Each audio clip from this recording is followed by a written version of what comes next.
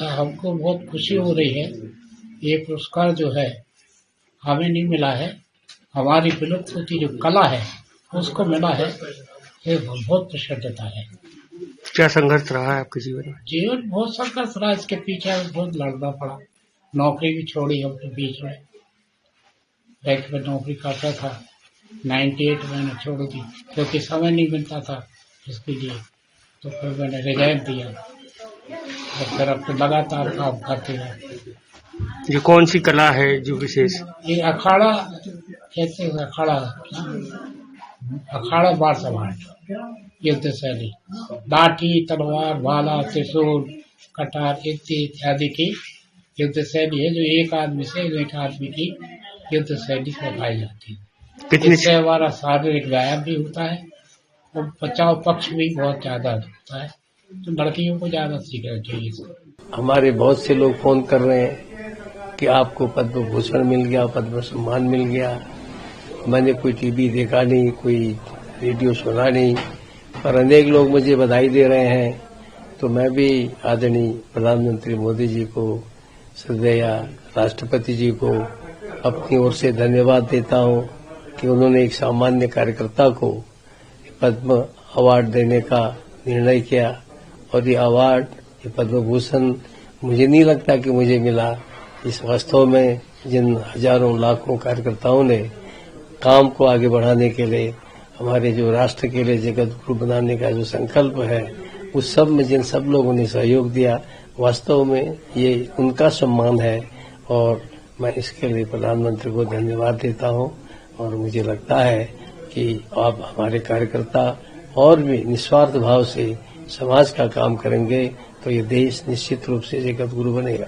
मेरे लिए तो गौरवपूर्ण है ही, लेकिन शिक्षा के क्षेत्र में, खासतौर से प्रौढ़ शिक्षा के क्षेत्र में जो लोग काम कर रहे हैं और साहित्य में जो लोग तल्लीनता से जुटे हुए हैं, उन सब के लिए भी गौरव की बात है।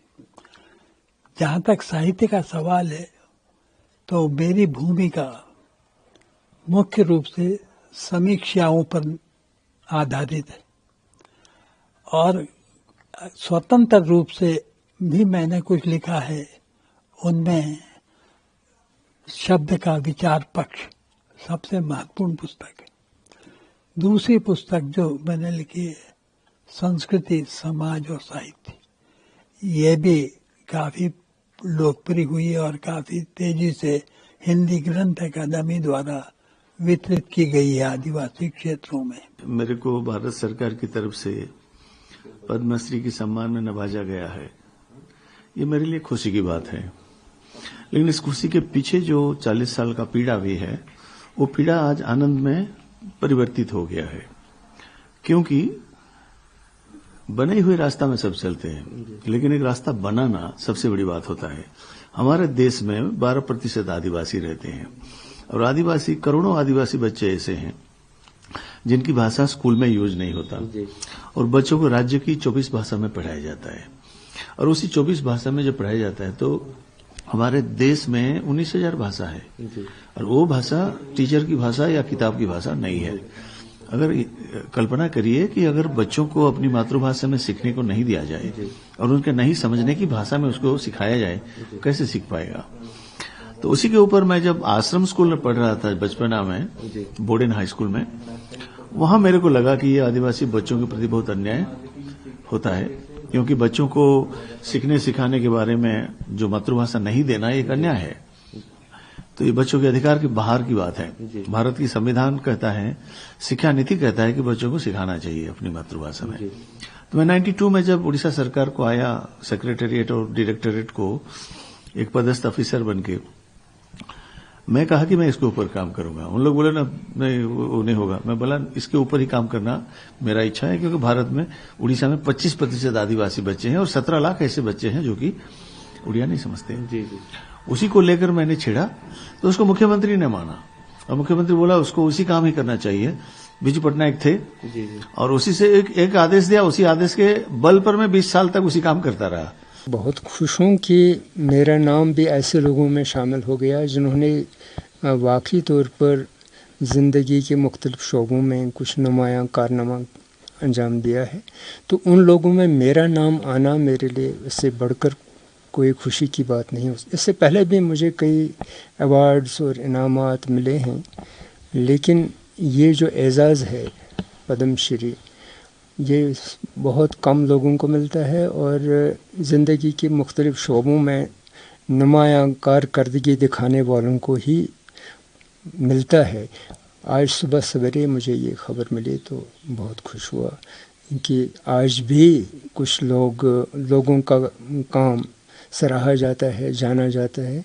तो यानी कि जब सुबह सवेरे सेंट्रल गवर्नमेंट की तरफ से किसी ने मुझे फ़ोन किया तो उसको मेरी किताबों के नाम भी मालूम थे, तो ये अच्छी बात है।